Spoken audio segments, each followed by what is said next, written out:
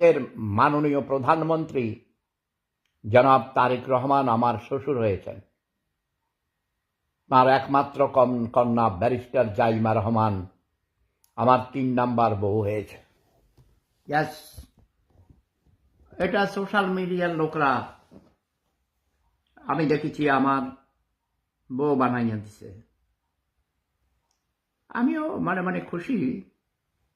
বলো, এই যে দেখো আমি তো দেখি কি খাই দিছে আমারে, কিভাবে যে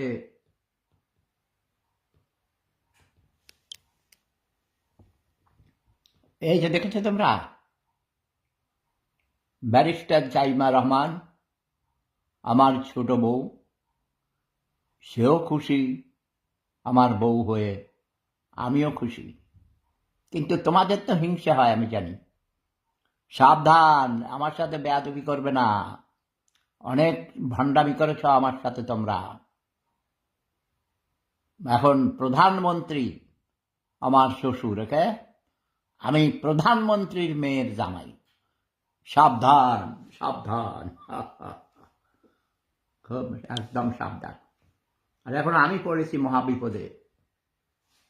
আমার শ্বশুর আব্বা উল্টাপাল্টা কিছু কাজ যদি করে, অতি নাটক করে, এখন তো আমি তো আটকাইয়া গেলাম। কারণ শত হইল স্বজন প্রীতি সবাই করেছে। আমাদের প্রিয় নবী হযরতে মুহাম্মদ মুস্তাফা আহমদ মুস্তাফা সাল্লাল্লাহু আলাইহি সাল্লামের সর্বশেষ স্ত্রী ছিলেন বিবি আয়েশা। তার বয়স ছিল 6 বছর। 6 বছর বয়সে বিবাহ করেছেন আমাদের প্রিয় নবী। 9 বছর বয়সে তাকে বাপের বাড়ি থেকে তুলে নিয়েছেন হযরত আবু বকরের মেয়ে, এবং সে কারণেই হযরত আবু বকরকে প্রথম খলিফা তৈরি করেছেন আমাদের নবীজি। হযরত আবু বকর রাদিয়াল্লাহু তাআলা আনহুকে অনেক সম্মান করতেন। তিনি যখন মক্কা থেকে মদিনায় হিজরত করছিলেন, পালিয়ে যাওয়ার সময় গুহার ভিতরে পালিয়েছিলেন। সেই গুহার কাহিনী অনেক কথা আছে। তার শ্বশুরকে সম্মান করতে হবে।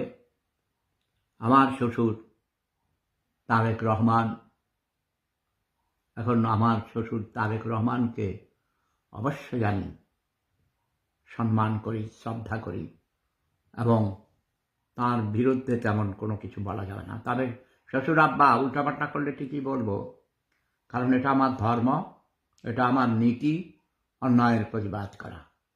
আপনি শ্বশুর আব্বা হন আর যাই হন, আপনাকে শ্বশুর হিসেবে সম্মান করব, কিন্তু উল্টাপাল্টা করলে কিন্তু শব্দ বোমা মারব।